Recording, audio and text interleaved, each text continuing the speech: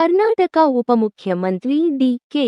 ಶಿವಕುಮಾರ್ ಅವರು 114 kilometre elevated corridor, ಬೆಂಗಳೂರಿಗೆ 4,000 ಕೋಟಿ ರೂಪಾಯಿ ತ್ಯಾಜ್ಯ ನಿರ್ವಹಣಾ ಪುನರುಜ್ಜೀವನವನ್ನು ಘೋಷಿಸಿದ್ದಾರೆ. ಬೆಂಗಳೂರು: ರಾಜ್ಯ ಸಚಿವ ಸಂಪುಟವು ಬಹಳ ದಿನಗಳಿಂದ ಬಾಕಿ ಉಳಿದಿದ್ದ ಸುರಂಗ ರಸ್ತೆ ಯೋಜನೆಗೆ ಅನುಮೋದನೆ ನೀಡಿದ ಒಂದು ದಿನದ ನಂತರ ಉಪಮುಖ್ಯಮಂತ್ರಿ ಮತ್ತು ಬೆಂಗಳೂರು ಅಭಿವೃದ್ಧಿ ಸಚಿವ ಡಿ.ಕೆ. ಶಿವಕುಮಾರ್ ಅವರು ಶನಿವಾರ ರಾಜ್ಯ ರಾಜಧಾನಿಯಲ್ಲಿ ಸಂಚಾರ ದಟ್ಟಣೆಯನ್ನು ಕಡಿಮೆ ಮಾಡಲು 114 ಕಿಲೋಮೀಟರ್ ಎತ್ತರದ ರಸ್ತೆ ಕಾರಿಡಾರ್ ಜಾಲದ ಯೋಜನೆಗಳನ್ನು ಘೋಷಿಸಿದರು. ಶಿವಕುಮಾರ್ ಅವರು ಸ್ವಚ್ಛ ಬೆಂಗಳೂರು ಉಪಕ್ರಮದಡಿಯಲ್ಲಿ ನಗರದ ತ್ಯಾಜ್ಯ ನಿರ್ವಹಣಾ ವ್ಯವಸ್ಥೆಯ ಪ್ರಮುಖ ನವೀಕರಣವನ್ನು ಘೋಷಿಸಿದರು. ಇದಕ್ಕೆ 4,000 ಕೋಟಿ ರೂಪಾಯಿ ವೆಚ್ಚವಾಗಿದೆ.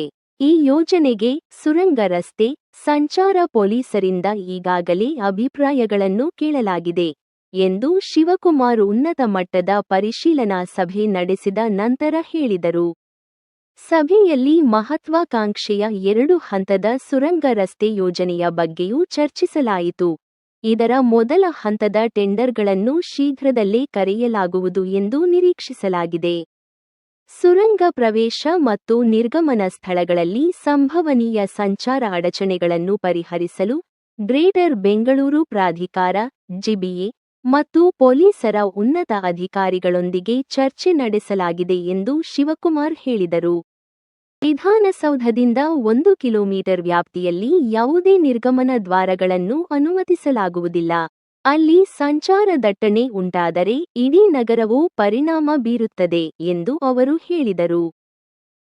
4,000 ಕೋಟಿ ರೂಪಾಯಿ ಅಂದಾಜು ವೆಚ್ಚದ ಈ ಯೋಜನೆಗೆ ರಾಜ್ಯ ಸಚಿವ ಸಂಪುಟ ಅನುಮೋದನೆ ನೀಡಿದ್ದು, 7 ವರ್ಷಗಳ ಕಾರ್ಯಾಚರಣೆಯ ಅವಧಿಗೆ ಶೀಘ್ರದಲ್ಲೇ ಟೆಂಡರ್ ಕರೆಯಲಾಗುವುದು. ಸ್ವಚ್ಛ ಬೆಂಗಳೂರು ಅಭಿಯಾನದ ಭಾಗವಾಗಿ ನಗರದಾದ್ಯಂತ ಕಟ್ಟಡ ಭಗ್ನಾವಶೇಷಗಳು ಮತ್ತು ಇತರ ತ್ಯಾಜ್ಯಗಳನ್ನು ತೆಗೆದುಹಾಕಲು ಒಂದು ಬಾರಿಯ ತೆರವು ಅಭಿಯಾನವನ್ನು ಕೈಗೊಳ್ಳಲಾಗುವುದು. ನಾಗರಿಕರು ತ್ಯಾಜ್ಯವನ್ನು ಕಂಡರೆ ಜಿಬಿಎಗೆ ತಿಳಿಸುವ ಮೂಲಕ ಭಾಗವಹಿಸಲು ಪ್ರೋತ್ಸಾಹಿಸಲಾಗುತ್ತದೆ.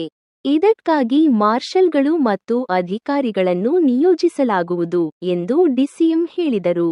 ಮುಂದಿನ 15 ದಿನಗಳಲ್ಲಿ ಸಮಗ್ರ ಘನತ್ಯಾಜ್ಯ ನಿರ್ವಹಣಾ ವ್ಯವಸ್ಥೆಗೆ ಸರ್ಕಾರ ಟೆಂಡರ್ಗಳನ್ನು ನೀಡಲಿದೆ ಎಂದು ಶಿವಕುಮಾರ್ ಹೇಳಿದರು.